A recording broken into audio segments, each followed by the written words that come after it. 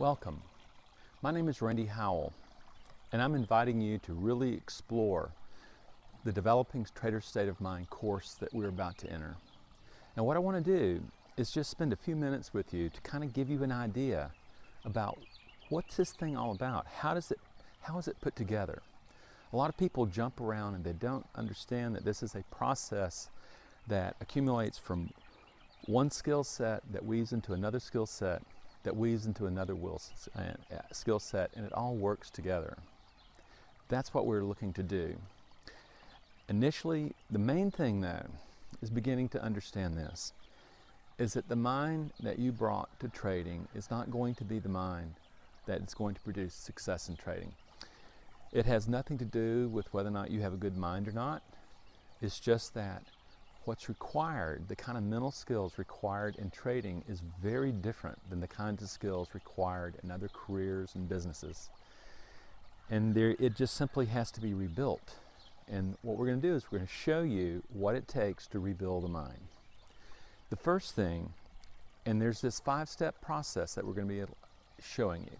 And the first part is called emotional regulation, step 1. And what you're doing is emotional regulation. You are learning how to manage your breathing, manage the tension in your body. With the understanding is by learning how to do that, you can regulate the intensity of the emotion. The reason is that emotions are in fact biological. They are not psychological. They take over mind. And suddenly your emotional brain is making a decision and your thinking mind is producing an explanation to support that decision, no matter how crazy.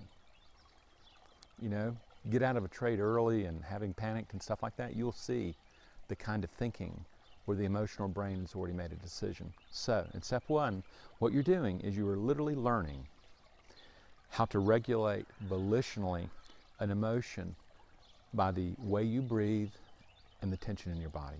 That's step 1. It's not going to solve the problem, folks. However, until you can get control of the runaway freight train, you are not going to get to the door of the mind. That's the whole object of this first section. The second section is mindfulness. In mindfulness, what you're really learning to do is you're learning to tap into a faculty that all humans have, but few exercise and develop. It's the ability of stepping back, taking perspective, and to recognize that you and your thoughts, you and your beliefs are not the same. That's just the current organization of self that you are. And unfortunately, what you've been doing is you have been projecting those thoughts, projecting those beliefs onto the markets. And the feedback into your trading account tells you how effective those beliefs are. We want to go in and start changing them. The first thing we need to be able to do is observe them. So step 2, observation. You're going to learn how to observe thought, belief, not as who you are, but as something that your brain has organized you into that creates a mind. And now you're going to end up learning how to work with the brain to produce a different mind. Well, now you've got this mindfulness. What do you do? What do you do? What do you do? Well, what you do is you learn to open the hood of the mind, to peek inside the door and to see what's there. The first thing that you really observe is the mind is a much more complicated place than you thought it was. It's a neighborhood, and it's got some bad guys and some good guys in it, and you have been asleep. And by awakening, that's that step 2, that mindfulness stuff, you now are becoming a full partner in the development of the mind. The first thing you look at is step 3, the historical internal dialogue. And friends, what happens is that's all the criticism. That's when you beat yourself up and you feel ashamed and you feel fear. That's the historical dialogue. There is an inner critic living within you that judges, criticizes, or tempts you. There is an adapted voice that acts like has to trade to prove himself, or it trades out of fear. That would be called later orphan. You discover this historical internal dialogue and you realize, oh my God, this has been underneath my radar for this long. Now you're waking up to it and you're realizing, oh, this is just a particular group of programs in the brain that have taken over mind. Yes. And what's interesting is what you also discover is that the mind has an enormous more potential than just those two voices. What you discover is that the brain actually is a community of rival programs.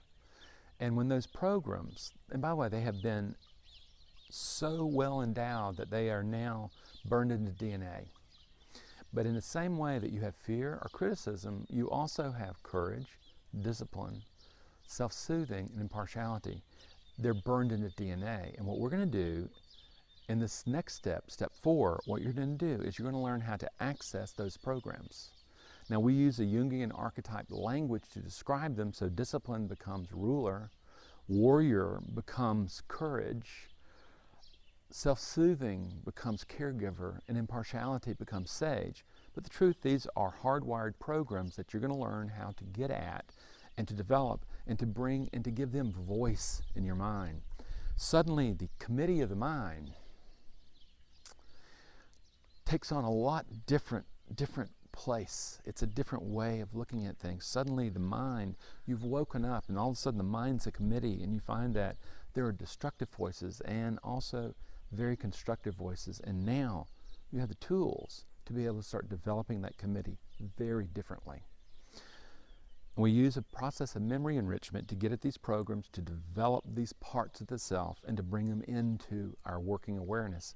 And you end up with a very, very different conversation. Now, however, that's not enough.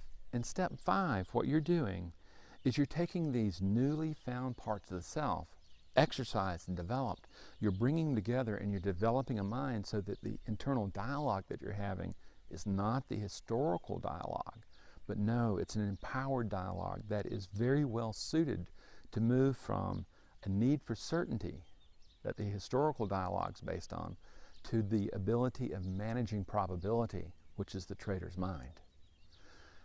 In this, what you do is you start developing intentionality. It's no longer just who shows up for lunch. No, what happens is there's a preparation that allows you to bring a particular organization of the mind into a particular moment. You develop that. You are now in peak performance mind. You learn how to translate that into your trading mind. But even there, in step 5, when you're doing this, there's more. It's not like you're going through a process where you learn how to do this. Now you start developing a plan, a psychological plan that matches your method plan. And in the end, you start realizing, no, it's not just the mind that I bring to trading that has to be managed. It is the mind that's in trading.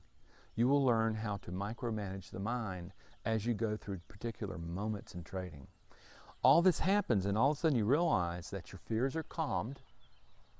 Your fear also knows that it can trust you to manage now. And suddenly you're no longer trading from fear. You're no longer trading like trying to prove the self. You are trading for performance. You are trading to execute trade. You're not thinking about winning or losing. You are thinking about mastering the execution of that trade, because you know if you are able to do that, your methodology is going to do what it needs to do. That's the system. Okay, that's the system. Remember, it's a 5-step process. We begin with emotional regulation. When we go to mindfulness, then we use mindfulness to discover the historical internal dialogue. And then from the internal dialogue, we find the empowered elements of the self. The 5th one, we put it all together. It starts functioning as a team. It's like in American football where the sub-skills are practiced separately, and then they all come together and they start learning how to work as a team. This is what we're going to be doing. It's very powerful. I am so glad you're here, and I look forward to working with you. I look forward for you learning these skills and developing the possibility of who you can be, and so that that mind that you bring to trading is truly the trader's state of mind. I'm looking forward to it. Let's get going.